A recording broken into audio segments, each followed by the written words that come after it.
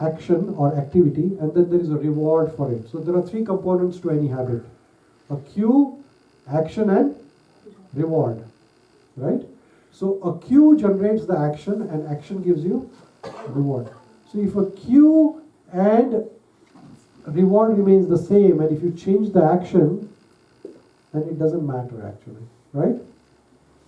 So suppose instead of drinking the tea, as soon as you get up, which is a cue, the action is the tea and the reward is the freshness, right? Now here, you just replace tea by say hot water, right? So here you're not taking any addiction, right? Or you start having decaffeinated stuff, which is not addicting, and then slowly your rewards remains the same, right? So now, for example, at a dinner time, how many of you sit with your mobile phone?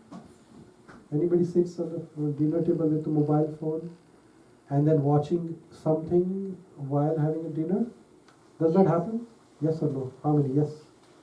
Everybody does that, right? So now here is the habit. Is it good or bad? Yes. Well, when you are engaged in some movie or something, you tend to eat more. And then when you eat more, then you gain weight. Right? So now here is the thing. So you're eating, and then action is the start of the mobile phone, and then the reward is you enjoy your food, right? Now what you have to do, the cue is you want to go to the dinner table, and the action is the switch on the mobile phone, and the reward is the pleasure, right? Right? You feel happy, right? Now what you have to change? You have to change the middle component. What is that? Instead of mobile phone, suppose you start reading a book, right? Or you have a conversation, or you have some sort of talking about the food itself, or some sort of other replacement for that. So that is called as conditioning.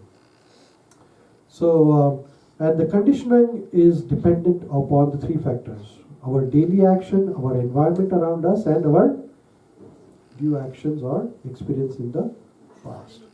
So here Krishna is telling to Arjuna that we always come in contact with the three types of gunas: sattva guna, rajo guna, and tamo guna. Sattva means goodness, rajo means passion, and tamo means ignorance, tamas, right?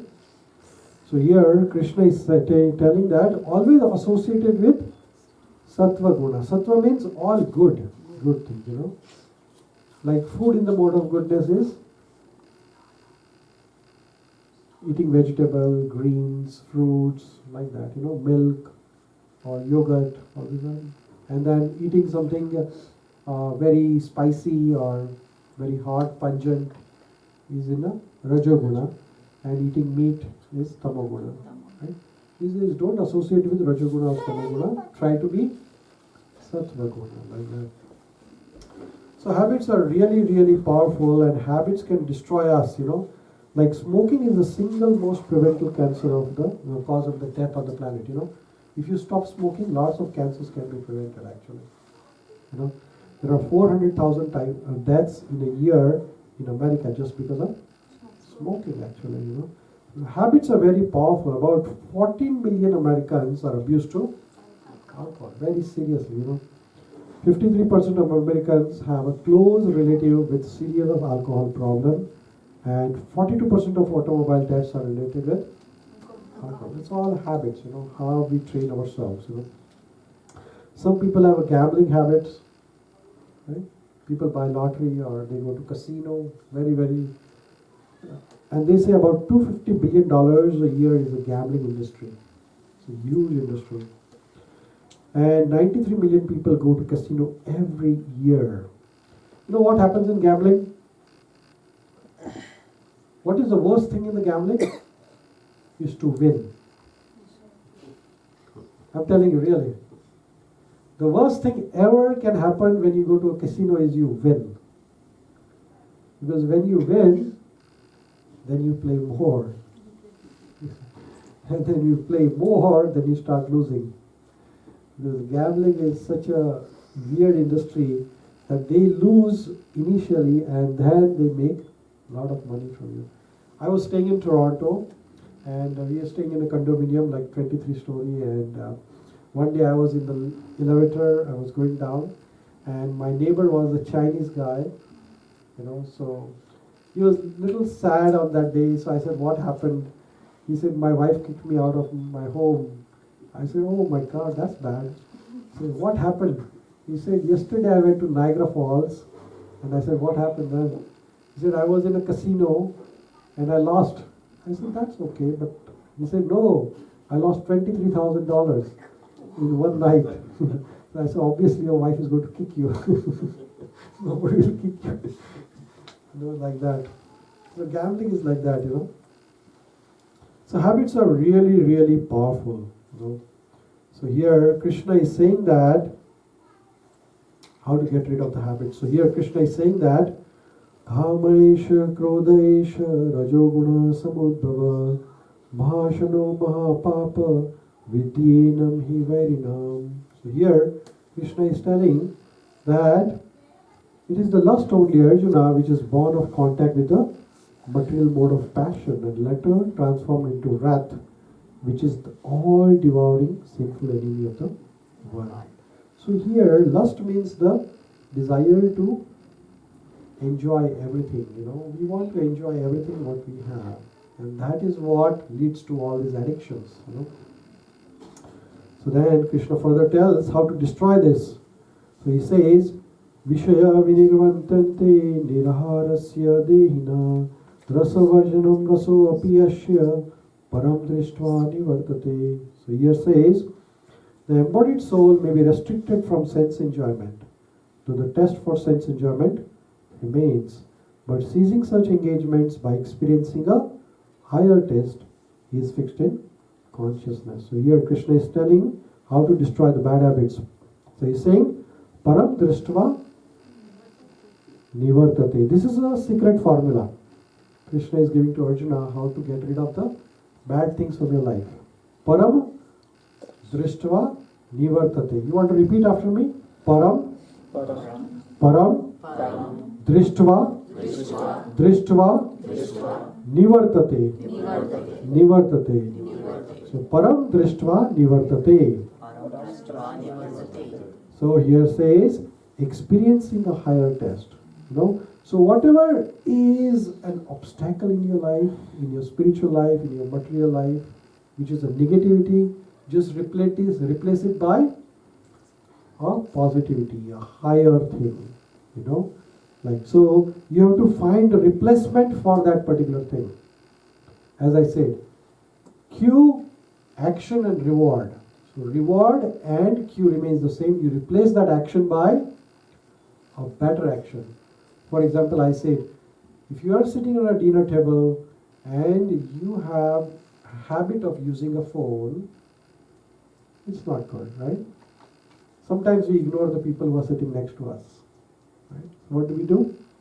We replace it by either communicating with our friends while dinner, or if you're by yourself, just replace you are eating dinner by yourself or lunch by yourself, just replace that cell phone by a book. Right? That will be easy. Some people are too much addicted to cell phones. They say that average individual checks their cell phone every 6 minutes or more. If you see your screen time in a day, it might be like 4 hours, 5 hours sometimes. Try to check your screen time in a day. In the phone, especially the iPhone, they have a application there inside, built data section. It gives you how many hours you are checking your phone. So maybe you say average is 3 to 4 hours. I don't know. Is that right or wrong? Right? That means 3 hours a day we are on the cell phone. That's like unbelievable. Is that good? Is that good? 3 hours a day, phone, doing nothing, checking Facebook messages, scrolling down those videos.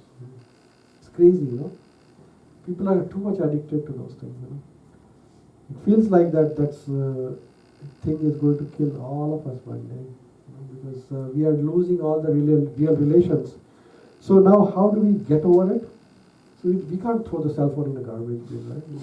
It's very important for us. So how do we do this? So param drishtva nivartate, So just replace it by something different, Right? When I was young, then people were addicted to having a dinner in front of a TV. People used to have their whole lunch plate in front of TV. But now you don't need a TV. You just need a cell phone. Everything is in the cell phone. So if you want to really destroy the habits, the bad habits in your life, you have to remove them from the roots. Now summer we have a lot of weeds in our garden. And if you cut the weeds from the top and don't remove from the root, what will happen? The weed will come back. So you have a weed cutter, which goes right at the bottom and removes the thing and then throws it out. Right? Right or wrong? So here Krishna is telling that if you really want to destroy the bad things from your life and replace all the things by a higher test. And what is that higher test? Bhakti. Ultimate conclusion of the Bhagavad Gita is bhakti. So what is bhakti? Bhakti is not only just doing puja and arti. Bhakti is whatever we are doing it for Krishna. Whatever. Like say you are eat for Krishna. So how do you eat for Krishna? So you offer the food to Krishna and then eat it as a prasadam. Like if you are a student, you study for Krishna. How do you study for Krishna? So you say, oh Krishna, I'm just going to study, and whatever the degree, whatever the job I get after studying, I will dedicate all the results to you. Everything belongs to you. Nothing is mine, right? So that is the bhakti, So here in Srimad Bhagavatam it is said, Kechit kevalya bhaktya vasudeva parayana agam dunvanti kasneya nihara iva bhaskara. One who has adopted the complete and alloyed devotional service to Krishna can uproot the weeds of sinful reactions with no possibility of that will revive. So once you are deeply engaged, whatever you are doing is for Krishna. For example, you decide that I'm eating for Krishna. So Krishna doesn't eat meat, so I'm not going to eat meat. Right? I am talking to you, I'm making friends, and these all friends are for Krishna. Right? So now I'm having friendship for Krishna, so I'm not going to cheat you because my intention is to please Krishna. Right? I'm having family, I'm having friends, my relationship, everything in center is Krishna. Krishna is in the center, right? Whatever the activities I do, whatever the organizations I do, whatever the work I do in the society, whatever activities we do, keep the center as Krishna, not yourself. When you keep yourself in the center, what happens? You become selfish. When you become selfish, what happens?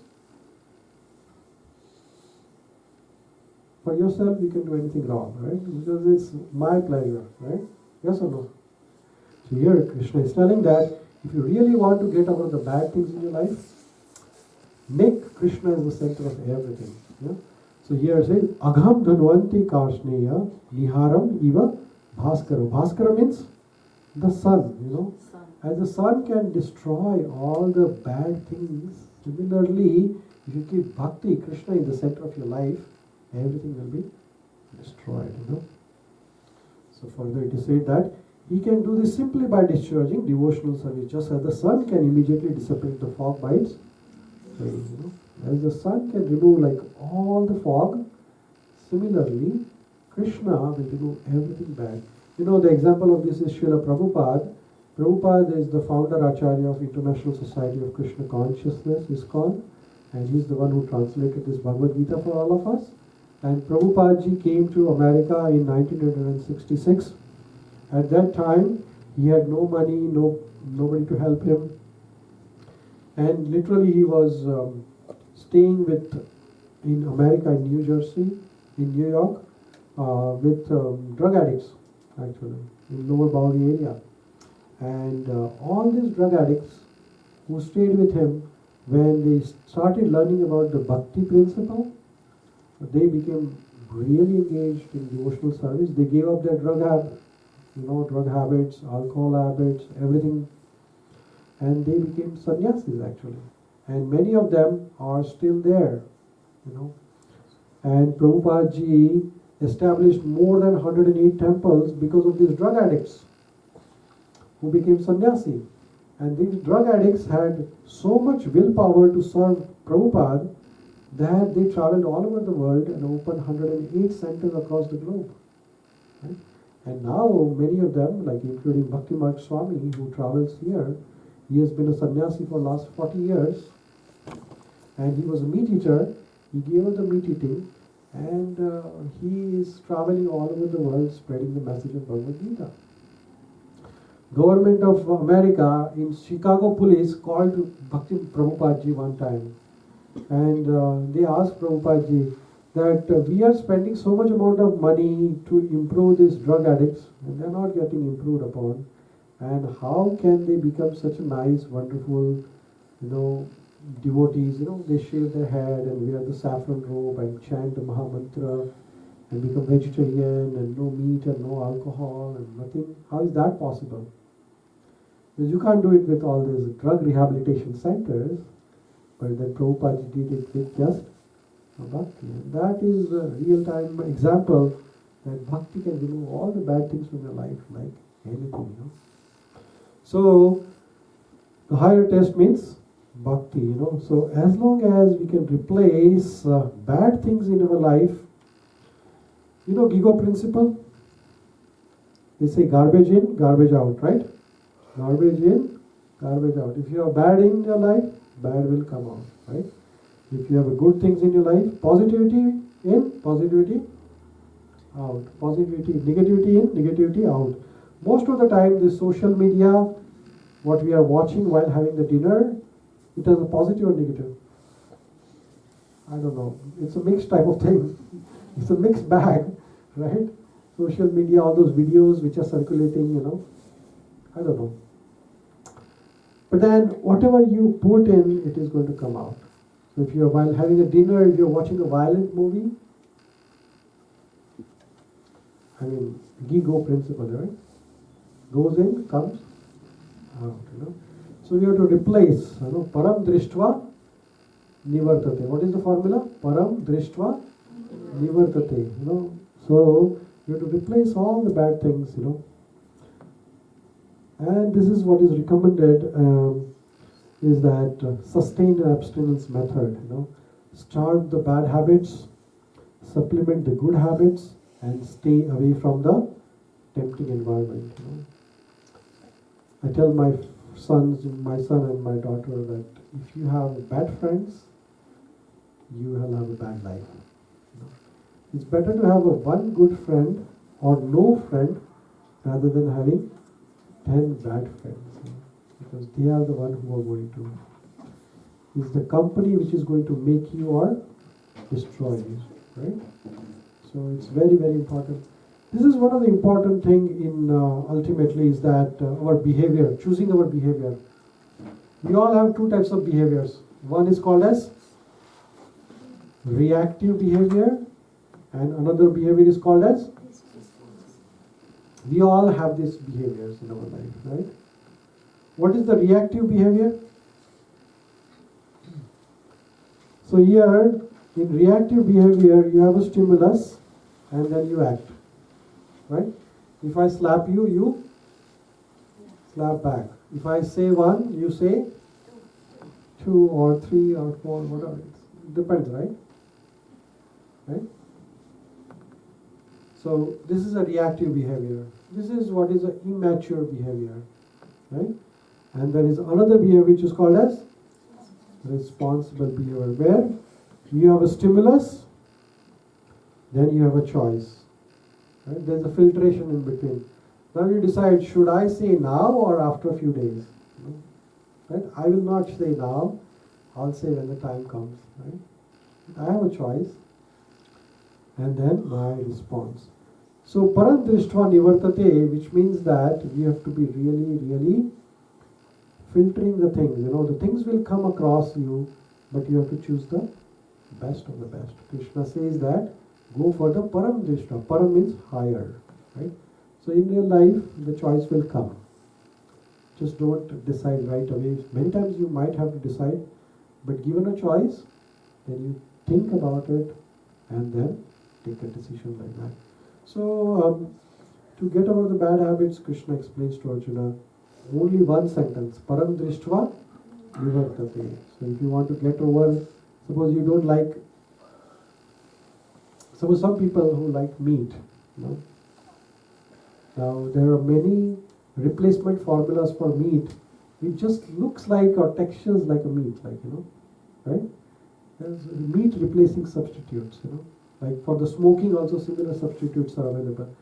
Similarly in our life, there are many, we may not have a meat eating habit or alcohol or smoking habit, but we might have a habit of getting up late. You know, like we are always late at the work and always late at the school and always running around in the shower. We are like hardly 2 minutes in the shower, you know, right? No time for exercise, no time for reading. Does that happen with us? Right? We are always late at the work. Always for exam, we are always worried. And then last moment, we never prepared for the exam. These are all bad habits, the result of this. So how do we replace that? How do you replace the bad habit of getting up late every day? Average time of get up is around 9 o'clock, 10 o'clock for people. Some people go to sleep at 3 o'clock, right? So how do you replace that? How do you replace that? So if you want to get up early, then you go to sleep early, right?